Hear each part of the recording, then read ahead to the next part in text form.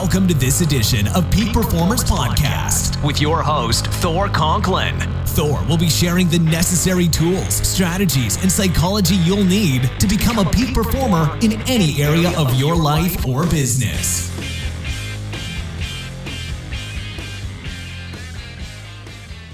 Welcome back to another episode of the Peak Performers Podcast. I'm your host, Thor Conklin, and today we have in studio, or at least in Nashville, Tennessee, an amazing individual. I don't know how we're going to keep this to 35 minutes, but let me read you her short bio. If I had read her entire bio, we'd be here for the entire 35 minutes. But Britnie Turner, in 2009, Britnie formed Aerial Development Group, a Nashville, Tennessee-based residential and commercial development company that revitalizes urban neighborhoods through renovation and infill. She did this at age 21. Aerial's focus is mindfully revitalizing the urban core and also donates a percentage of its profit to support nonprofit organizations in the local community, sponsors an orphan in Kenya, and is an amazing, amazing company. I went to their corporate headquarters about a month ago. And Britnie, you're going to actually need a bigger office because the plaques on the wall, there's no more room to put them. If there's a 30 under 30 award or a kick-ass developer in the nation, you seem to have a plaque for it. So well done. And I want to add a couple other things. It's funny, you buried this one. You got it out of your bio, but you buried it on page 2. You bought your first house when you were 18. I did. 18. You went to work for a developer to learn the business and didn't get paid for 9 months. Correct. A portion of that time, you were actually living out of your car. So if you're listening today and you've got an excuse, bring it on, because I'd love to hear your excuse of why you're not getting what you want, because I guarantee you that Britnie will debunk that immediately. So first off, well done. I'm amazed at what you've been able to accomplish. You're an amazing young woman. How'd you do it? I mean, 18, you buy your first house, you're working at cheesecake, help me with this one, cheesecake, thank you, Cheesecake Factory. I guess they won't be a sponsor of the show anytime soon. And you buy your first house, you're working for free, living out of your car at some point. How do you turn that around? I really feel like I was just super qualified. Just had so many things going for me. I didn't go to college. I was a young woman in the construction industry in the South. I didn't know a single person in Nashville besides the guy that I moved up here to work for that fired me within 60 days. My family wasn't very into talking to me because I didn't go to college.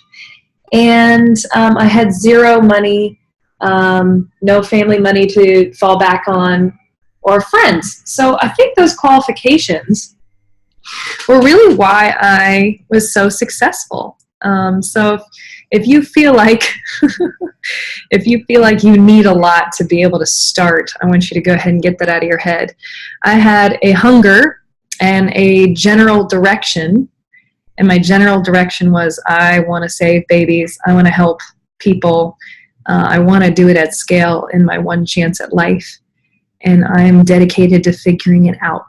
Whatever that looks like, I'm dedicated to figuring it out. And if it means I have to embarrassingly flop around for a while and look like I'm going to be a failure for the rest of my life, then I'm willing to do it because I understood that eventually I will figure this out.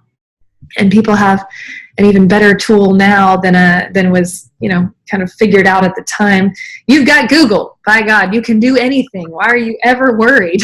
There's nothing you can't figure out. So if I could give any advice, it would be just keep trying.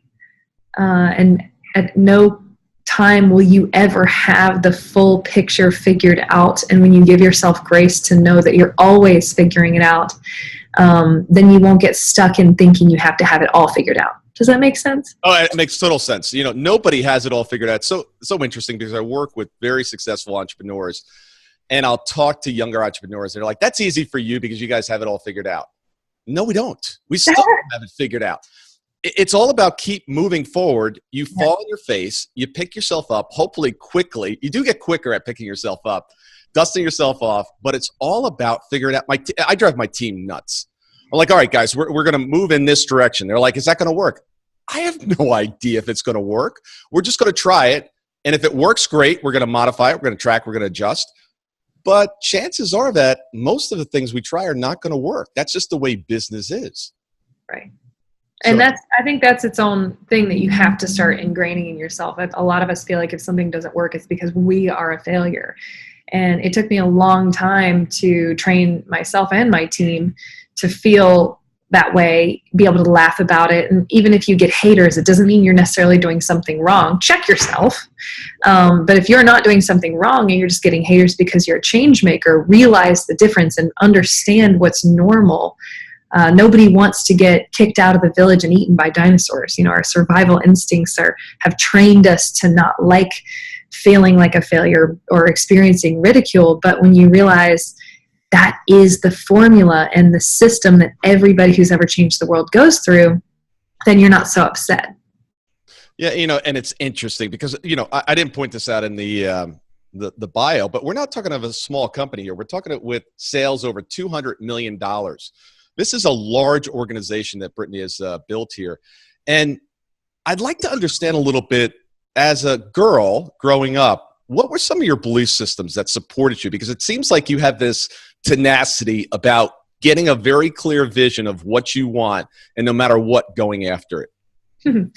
I actually, I'm not saying my parents said this necessarily, but I grew up believing that a woman could only do certain things. We had a very specific role. We weren't allowed to do more than that. And I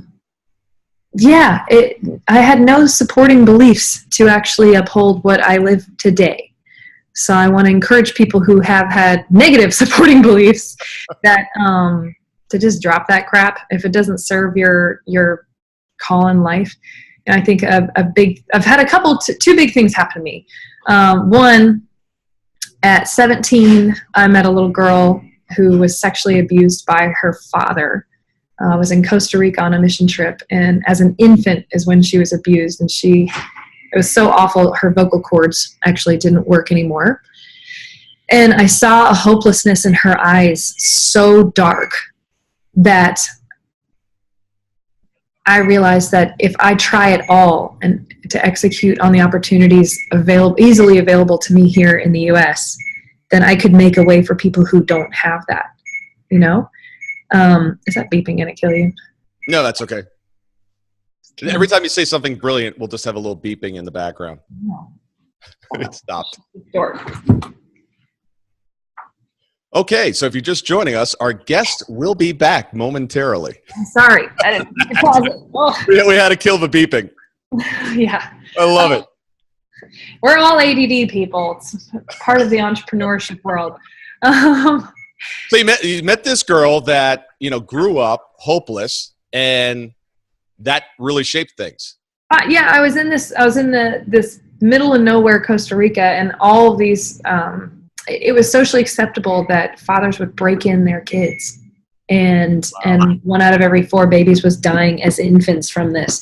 And I was so pissed when I figured this out, that this was normal, that I went back to my tent and I got on my knees and I said, God, whatever it looks like, I want to come back and be the person that changes what's socially acceptable here.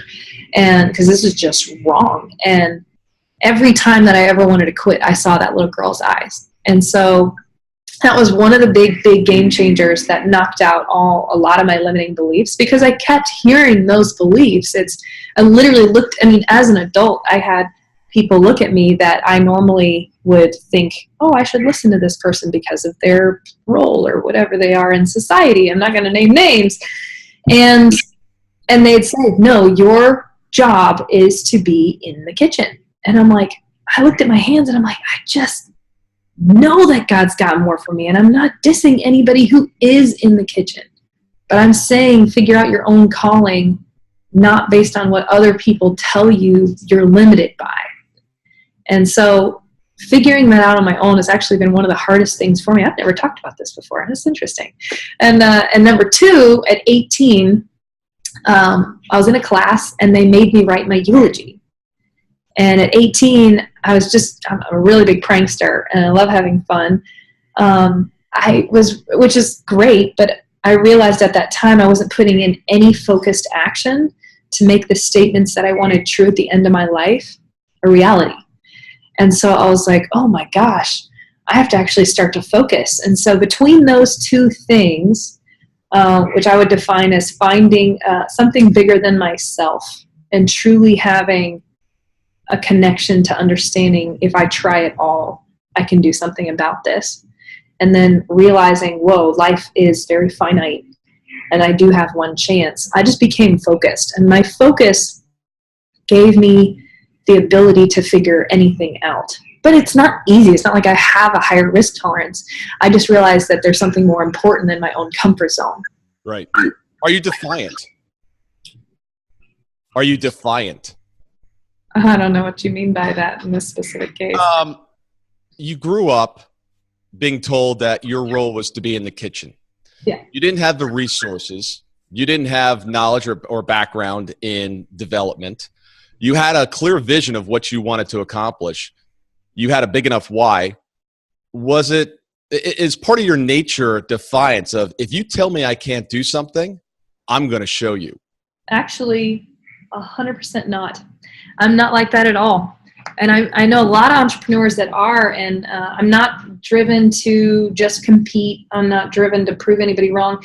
But I think that was trained because naturally you can want to do that. I trained myself to not be driven by that because I have to just remind myself, like, the person who's trying to defy me, like where the hell were you when God allowed me to meet that little girl? You're not going to be with me when I'm standing at the end of my life and I'm accountable for it. Like, you can come in and out of my life. I might not even know your name. So why am I going to have an emotional reaction and drive around what you think I can and can't do? I don't give a crap what you think I can and can't do. I know what I'm supposed to do, and I'm just going to freaking keep doing that, whether or not you approve. It's not about you. Interesting. So you're not running from something or trying to prove someone or something to someone. You're running towards your compelling future. Yes. And that's a strong enough pull for you. What got into you to create such a large organization? I mean, you could have gone out, made a ton of money being a tenth of the size of where you are, had a very comfortable living, been able to contribute, spend time in doing mission trips and helping. Why? What sets you on the path to create such an enormous organization? The more resources you have access to, the more people you can help. Because I haven't actually paid myself a dime more since the beginning of my career. And I've never even taken money out of the company. So I'm not the highest paid person at all.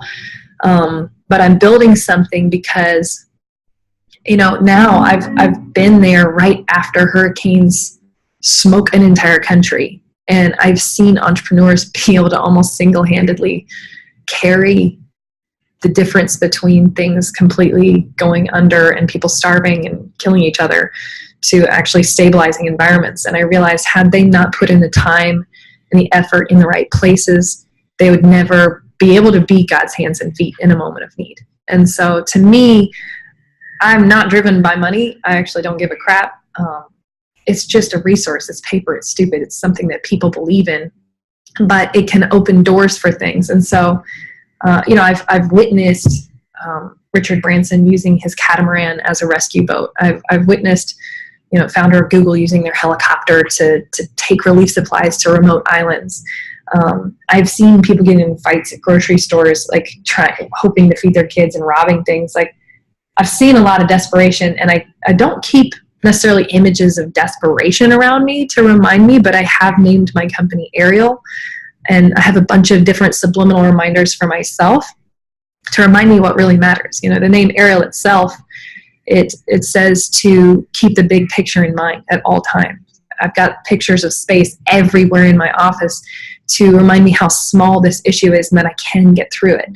And so, to me, I know that I have the capacity and the ability, if I just try, if I focus and I keep learning and I stay inspired and I keep the right people around me, I can be a multi-billionaire in the next 10 years, easy. I know I can. But with that, you have to know what you're going to use it for. I don't have one more thing in my life that I want to buy. There's nothing. I have a car, I have a house, it's cool, but I know how many people I can help and the way that I can help develop nations and wipe out poverty if I have these kind of resources under my belt. You mentioned something that I think is so important, and that is, I think everyone has a level of resourcefulness within them. But you've done a really good job of building relationships and teams around you. What have some of those relationships and teams taught you? You've had the opportunity to spend time with some amazing entrepreneurs. What is that network? What is that? What resources have they brought to the table just by being around them? The biggest thing is to trick your own mentality. Like I said, nobody wants to get kicked out of the village and eaten by dinosaurs. So if you change your village and your village is all people who think that massive things are possible and normal, then you won't self-sabotage thinking that you're the weirdo going to get outcast. And so if you can't get the exact village around you that you want, then start by listening to their podcasts. You're already doing that. You're awesome. Read their books, watch their YouTube videos, whatever you can get access to get that village around you. Hanging out with Richard Branson, one of my first times I asked him a question, how did you come up with Virgin Galactic? And he's saying, I was just laying on the beach looking at the stars and asked, why can't I go to space for brunch tomorrow? And the people with him said, it's too hard, it's too expensive, and it's too dangerous. And he said, well, I'll just make a company that makes it easy, inexpensive, and not dangerous. And so he's spent the last 10, 12 years now building a company that solves those issues because he wants to be able to go to brunch in space when he wants to, and also a lot more. I'm sure it's not just brunch. But when you are hanging out with somebody that believes in the next 5, 10 years they're going to have Virgin hotels around the moon, then I start realizing my peasanty little problems and what I think is impossible is not so impossible. And so it's just interesting. You have to really work with your subconscious. And I'm not weird about that crap. It's just a real thing on training yourself what you think is possible so that you don't sit in fear, paralyzed, and you do nothing. You can take the actions, especially if you live here in the US, to make things a reality. But most people are just afraid and they overanalyze it. Yeah, and most successful entrepreneurs, we're scared as well. We just act in spite of. Oh, I'm terrified every freaking day. Every day. Absolutely terrified. I'm terrified. I get nervous coming to work. I get nervous doing big calls. I want to avoid emails. We all have the same thing. You just got to do it anyway. Yeah, we don't stop. We just do it. We all have really funny systems for how we make ourselves do the stuff we know to do too. Like I've got this whole pro cons, what are the percent chances? What's the worst thing that can happen? Like how to convince myself to do the work I know to do. Mine's a little bit simpler. Mine's 3, 2, 1, go. I learned it when I was training for the Ironman. I didn't want to get in the pool at 4:30 in the morning because it was too cold. And I just promised myself, I said, all I'm going to do is I'm going to sit there. I'm just going to go 3, 2, 1. Even if I don't want to jump in at that point, I just have to go. There you go. I just use it in business as well. It's like, I don't really want to do this. I want 3, 2, 1, and then just go. And then, of course, once you start moving and you're in it, it's like, what was I afraid of? What was I fearing? Right. It's like, just do it. And the other thing I think is important pointing out here as well is that if you keep stretching yourself and your subconscious mind is going to constantly be telling you not to do it because it likes staying in the comfort zone. But as soon as you start to expand who you are and what you do and stepping through that fear, like you said, it just becomes easier and easier. Richard's sitting there trying to figure out how to go to space. Right. It didn't start there. It's like, how do I start an airline? How do I start a hotel? He's got a cruise line now. Mm-hmm. I just saw my inbox, come party with Richard for his birthday. It's once you start doing it, you start doing things, it gets easier. Because what you thought at one point in your life is like, I don't know how I would do that. I mean, I can imagine right now, the good example. If I told you that I need you to put together a $50 million redevelopment project in Nashville, you'd be like, all right, not a problem. Yeah. I know who to call. I know what. Years ago, you'd be like, what? No. I might be able to do 2 million. It just becomes part of what you're able to do because you've been there. 50,000 was so overwhelming. $50,000. What? No. Yeah. Do you remember how much your first house was?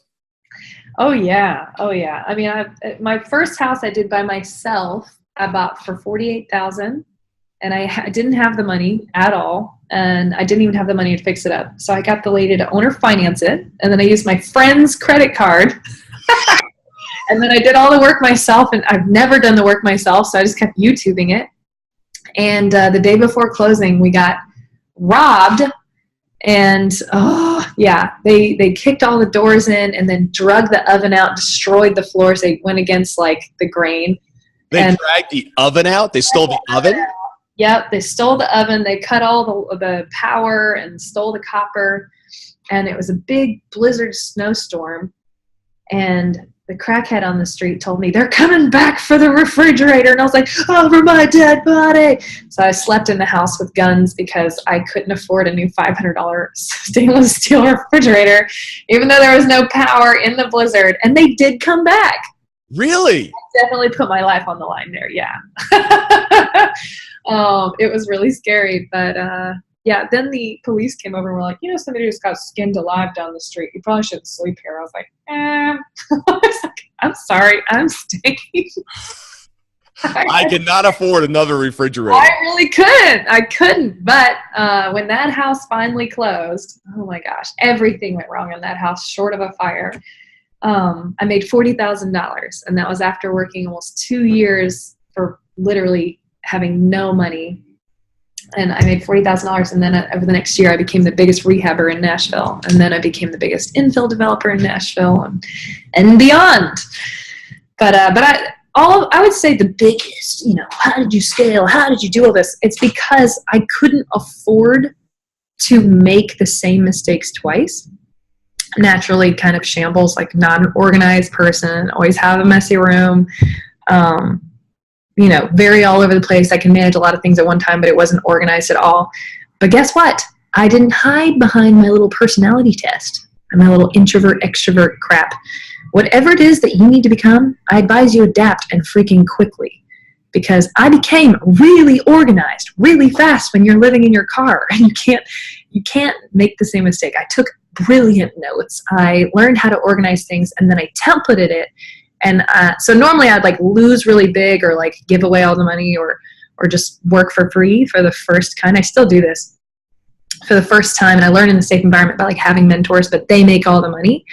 And then after I get my first one right and I learn in a safe environment, then I do it on my own with, like with somebody just like getting a piece of it, looking over my shoulder, and then I scale the crap out of it. And that's how I became the 6th fastest growing woman-owned company in the world from Forbes. And it's because I document, template, scale. You left that out of the bio, by the way. Sorry. Not a problem. Very nice honor.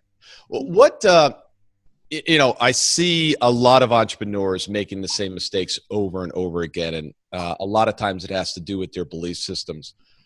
How do you avoid, other than being well organized, how do you avoid making that mistake twice?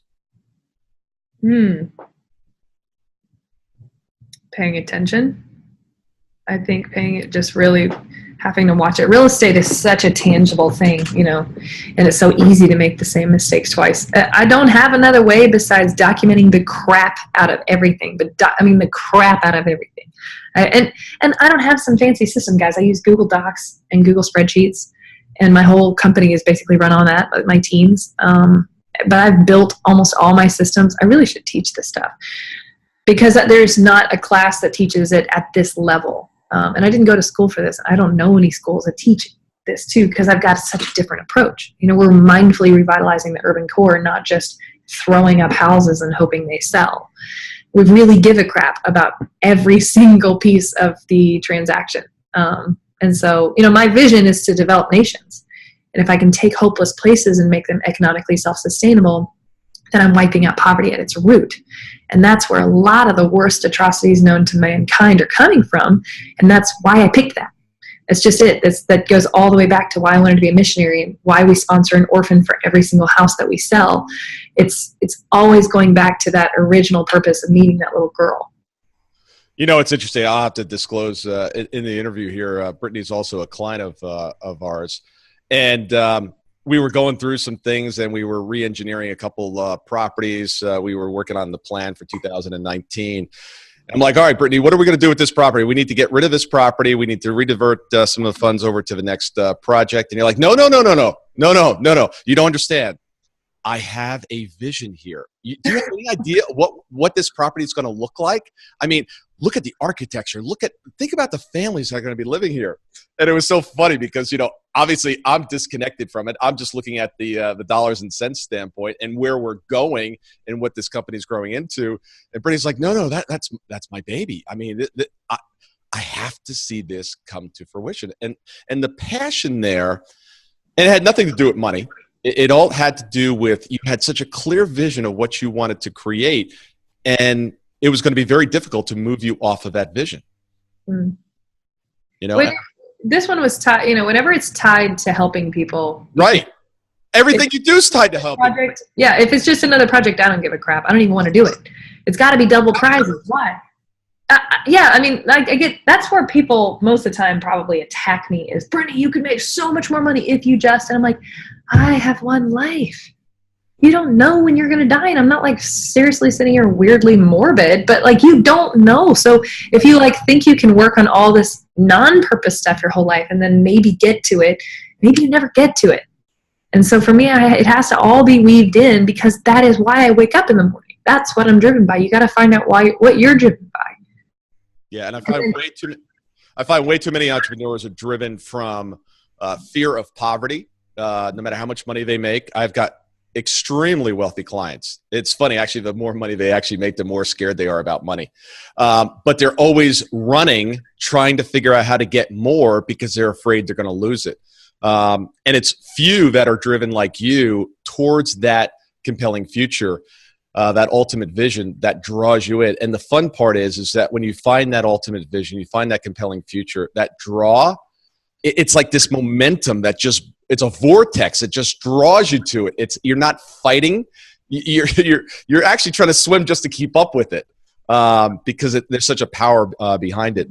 I wanted to share one thing that, because you reminded me actually, after I asked you the question, how do you learn from your lessons? A couple years ago, I went back and I documented every single job, every single business that I had, and all the lessons that I learned, both good and bad.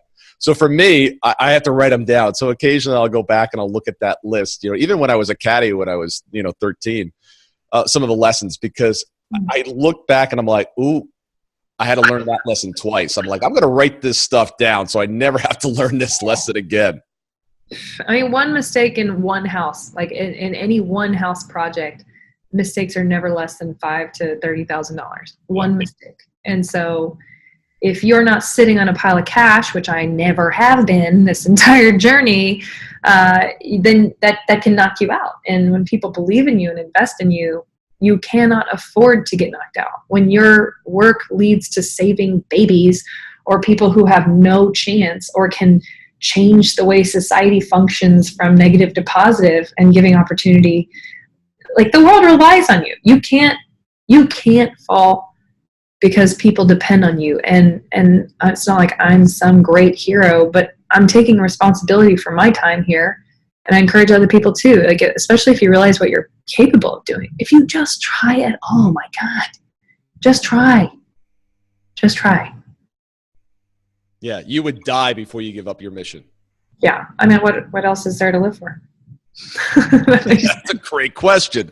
There's a lot of people listening today that I think don't have that same passion, that same drive, that same draw in their business. So if you're listening today and you don't, figure out something bigger than yourself that you can actually contribute to. But in order to contribute at the highest level, sometimes it takes capital. That capital needs to be produced by profits in your organization. So we talk about it all the time here.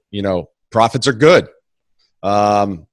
Takes money to do wonderful things around the world. You can spend your time, yes, but with that added capital, you can make a tremendous difference.